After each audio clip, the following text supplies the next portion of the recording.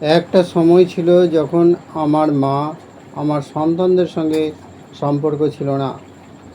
আমার প্রাক্তন স্ত্রীর সঙ্গে তখন সম্পর্ক ছিল না। তিনি তখন কিরণ রাওয়ের সঙ্গে বিবাহ বন্ধনে আবদ্ধ ছিলেন, জানালেন রণবীর। আমিরকে দেখে রণবীরের উপলব্ধি, এই পেশাটা এমনই, পুরোটা দিতে হয়।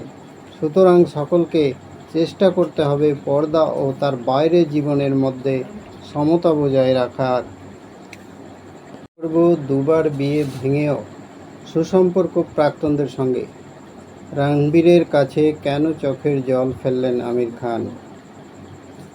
দুজনেই বলিউডের প্রতিভাবান অভিনেতা, যদিও গত কয়েক বছর পর ব্যর্থতা দেখেছেন আমির খান।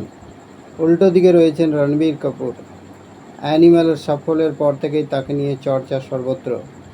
এখনও একসঙ্গে কাজ করার সুযোগ পাননি আমির এবং রণবীর। আমিরের পিকেতে একটি ক্যামিও চরিত্রে অভিনয় করেছেন রণবীর, সেই শেষ। তবে রণবীরের কাছে বছর দুয়েক আগে চোখের জল ফেলেছিলেন আমির।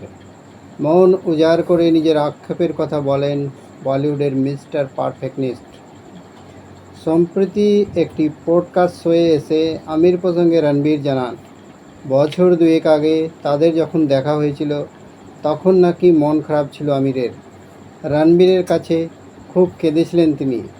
রণবীর বলেন, বছর দুয়েক আগে যখন আমাদের দেখা হয়েছিল সেই সময় দেখি আমির কাঁদছেন।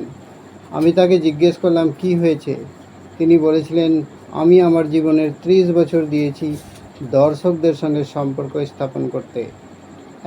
একটা সময় ছিল যখন আমার মা আমার সন্তানদের সঙ্গে সম্পর্ক ছিল না। আমার প্রাক্তন স্ত্রীর সঙ্গে তখন সম্পর্ক ছিল না।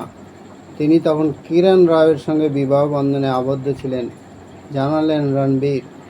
আমিরকে দেখে রণবীরের উপলব্ধি, এই পেশাটা এমনই, পুরোটা দিতে হয়।